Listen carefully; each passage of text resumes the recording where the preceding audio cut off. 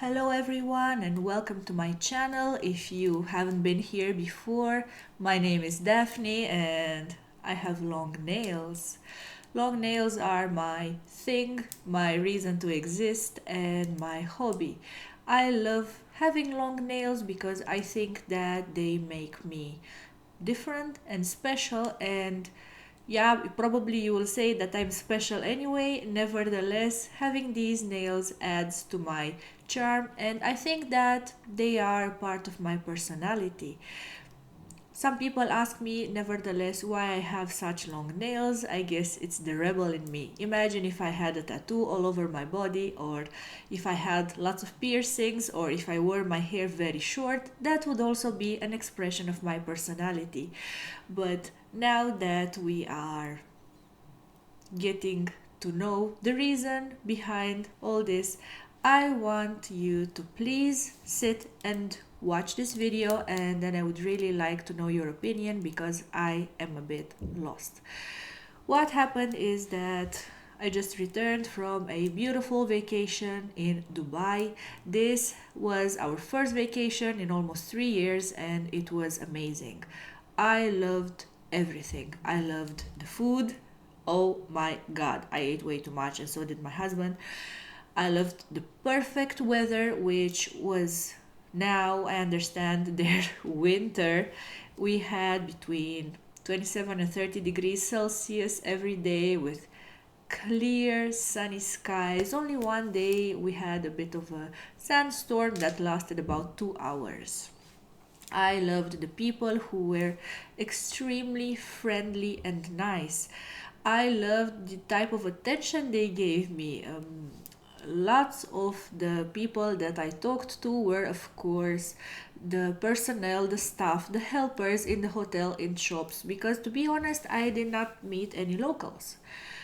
The people that I met with were my friends who were also foreigners, expats. So I don't know about the locals. The only thing I know is that you will see. So our trip to Dubai was the perfect vacation and it was worth every penny. And one of our friends suggested we should go to the mosque in Abu Dhabi because it is a wonderful piece of architecture and we should not miss the opportunity to admire it. I did a bit of research. It turns out that this mosque is the third largest after Mecca and Medina. And one day we just rented a car and we drove there to Abu Dhabi. There is like 120 kilometers between Dubai and Abu Dhabi, which we drove very easily. The highways are very nice. I think they had 5 lanes. The speed limit is almost the same as in Europe, so it was a very pleasant journey. And the first thing is that we kind of got lost there in Abu Dhabi, and this has to do with the fact that we could not have mobile access. I mean, we did have mobile access, we chose not to. On the minute of my arrival, I opened my phone when we just landed in Dubai, and I forwarded one email to someone. After that, I got a message from my carrier, which is Vodafone, saying you have exceeded the 40 euro limit for data traffic. Huh? And then a bit later, 1 minute later, you have exceeded the 50 euro limit for data traffic and we are closing down your mobile traffic. So as we were waiting for the luggage, I called the customer service of Vodafone here in Romania and I was on the phone with a very lovely lady for half an hour. First she said that must be a mistake, and then she came back saying that it's not a mistake. The fees for mobile traffic are very high in Dubai. That is 12 euro per megabyte. So I chose not to activate my mobile data, and basically I was without phone connection throughout the trip, which wasn't a big deal. There was some internet in the hotel. More or less we managed, but generally when we travel here in Europe, we are used to having our Google Maps showing us around. We're used to Googling for places, what's cool to do, what's nice to eat. So there in the Middle East, we could not do that.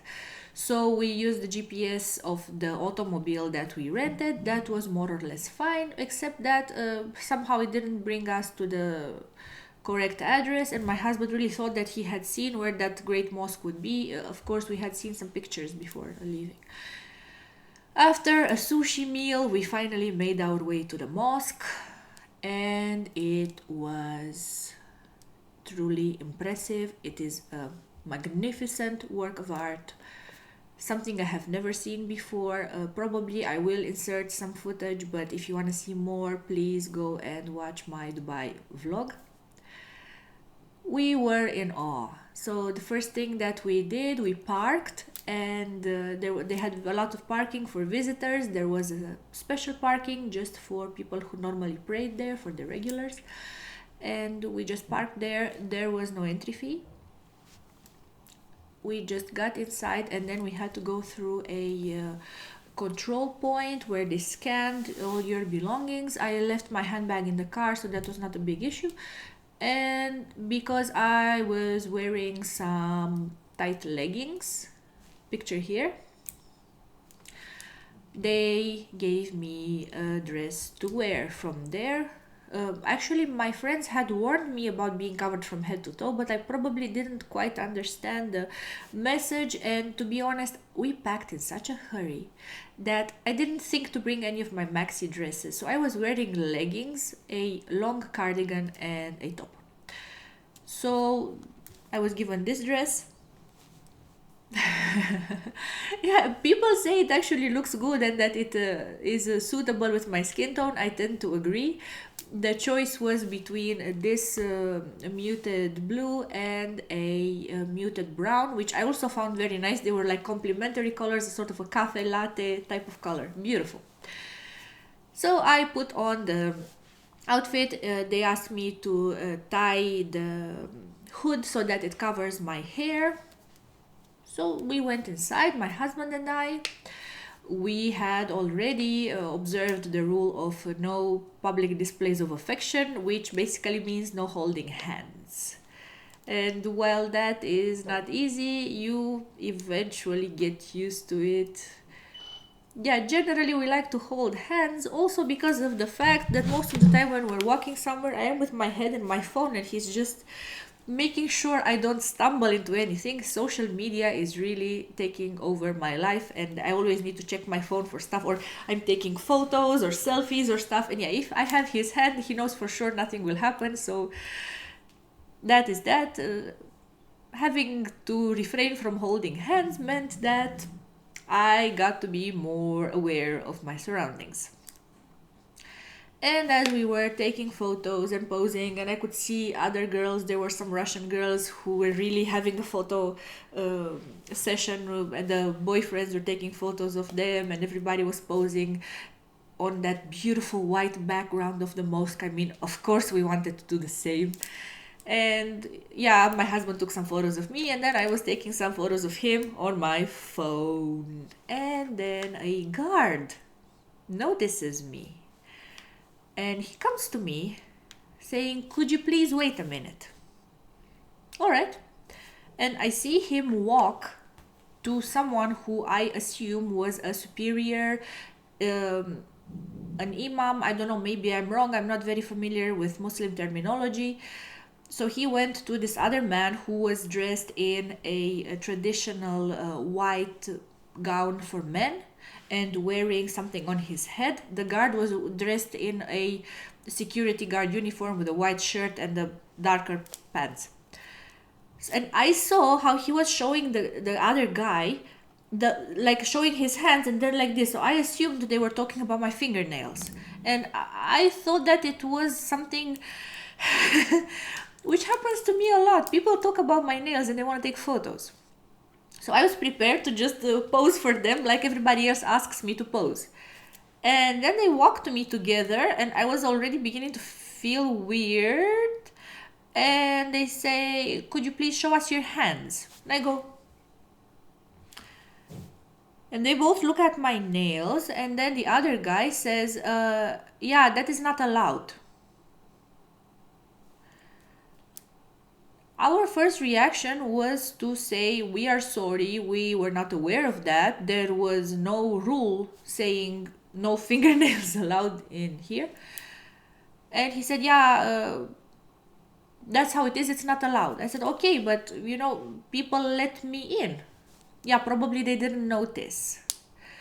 So, his whole tone and attitude, although he was smiling and he didn't even say, please go away, but we just felt compelled to say, okay, thank you very much for informing us. We were not aware. We apologize for any trouble we might have caused, and we are on our way out. And then we left with a big feeling of puzzlement. How would you call it? I mean, I still don't get why. Because I was obeying the rules, I was doing what they said. There was no rule about my nails, and yet I wasn't making trouble. I understand that they even kicked Rihanna out because she was making pouty lips and pouty faces. That's written on the website of the mosque. I was not making any pouty faces, I was just minding my business. I was dressed in the attire they provided. I was trying to be respectful of the traditions there, and then suddenly I became aware that I was not. So, we did get to see most of the mosque. Anyhow, I was getting tired, so I can't say that I was going to spend more time in there, and I felt bad about that. We already got the gist. It was a beautiful place, and I feel very respectful and honored that I could get inside and I could film inside, and you will see the footage. But I am still amazed, bewildered. I felt rejected, and I still don't know why. So, yeah, we drove back to our hotel and we resumed our evening, and yeah, I still have a sadness. I mean, generally, I don't like to be rejected. I don't know if you do. And I that's my question for you. If you know someone who is Muslim and can explain it better, because the only explanation we got was it's not allowed. Please tell me why. So I know not to do it again. What did I do? What about me was so not allowed? I would really like your opinion on this, because it's something that has been eating me ever since. And I am aware that the authorities there in the Middle East are quite strict. I am aware that religion is a very important part of society, and I try to be respectful of that.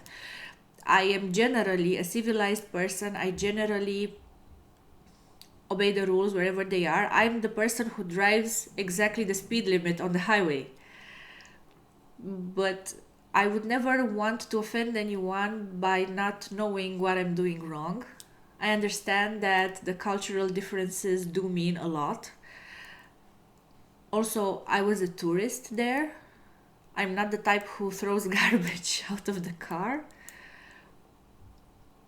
And yeah, I would like to know why. Basically, why are long nails not allowed in the mosque? I did come with good intentions, like they say in Star Trek.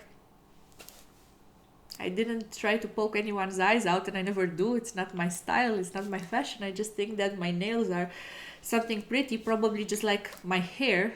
My nails are in better shape than my hair at this point. And I did not want to make a big scandal of it when it happened on social media, because I was still in the hotel. This was, I think, 3 days prior to our return home. I was afraid of the consequences, and now that I am back home, of course, I feel a bit safer. I'm in my own country. I'm defended by its laws, and I want to say, yeah, what's up with this? I mean, I'm Orthodox, I'm Christian Orthodox, I was baptized, and in my church, nobody ever came to say my nails are too long. Yeah, whenever I went to church, I was just welcomed and allowed to do what people do in church. Yeah, so I would really love to know your thoughts about this, and I would really appreciate it if you had the time to watch until now, if you could share my videos. So maybe if you don't have the answer, maybe someone else has it. I mean, no offense. I just need to know because I like to have a sense of closure. And also because I liked Dubai so much. And Abu Dhabi is the capital of the Emirates. So we were even thinking of going to live there, but how can I go live somewhere where I could break rules just by being myself?